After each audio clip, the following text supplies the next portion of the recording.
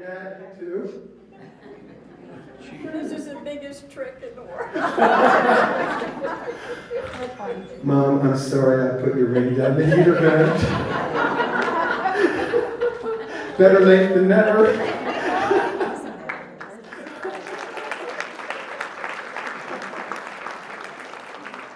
All these years, I've just felt like someday, I got to go back there and get that ring.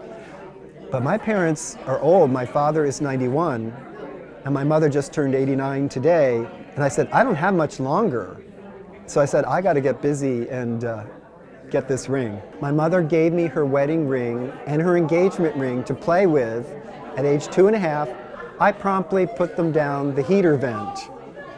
My father fished out the engagement ring, but that wedding ring was lost. He could not find it. So years passed and years passed, and I finally found out who was living in that house. I wanted to go in and get that ring.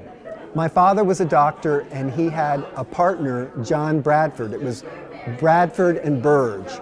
And so Dr. Bradford's sister now owned my childhood home. So I thought it was going to be easy to go in there and try to look for that ring. I called up Dr. Bradford, and he said, I can't help you because my sister won't cooperate. And she didn't. She wouldn't take my phone calls. She wouldn't take my letters. And so I had to wait for years and years until finally one day my mother said to me, oh, do you know that Nona passed away? And my ears perked up. And then I said, okay, I'm going to try to find out who now owns that house. And I went on the internet, tried to find that house. I finally found it on a realtor site.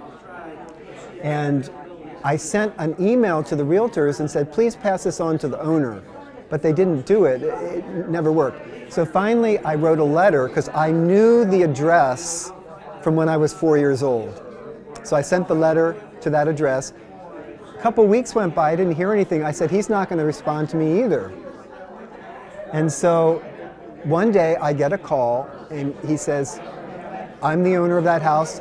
What is in my house? What's this little treasure that's in my house? I said, well, I dropped my mother's wedding ring down the heater vent in the upstairs hall. I'd like to retrieve it. And at first I don't know if he really took me seriously or if he thought like I was going to scam him or something.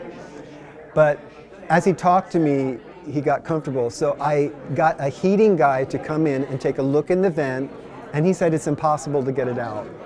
You can't get it out. There's too much dust, there's too much junk. You can't get anything down there. He took a camera in there, couldn't see anything.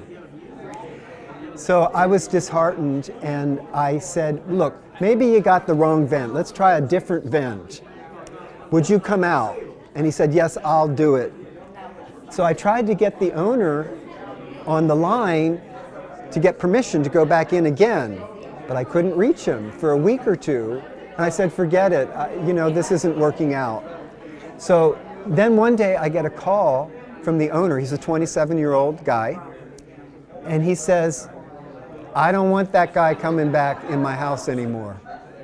And I was really shocked because I said, why? And he goes, get me on FaceTime and I'll tell you. And I look down on the phone and there's the ring I'm looking at on the FaceTime. And I was absolutely shocked. I was being vacuumed and it made a like clean noise. And I was like, bingo, it should be that one.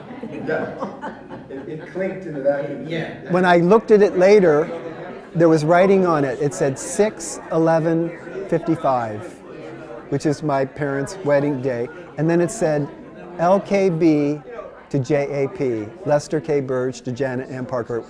We knew we had the right ring. Then we planned to surprise them. My mother was really scared. She said, what are you planning here? Don't give me a heart attack, she said. It was just really very surprising. It was very sweet of my son to worry about that all these years. It was very sweet. Pure shock.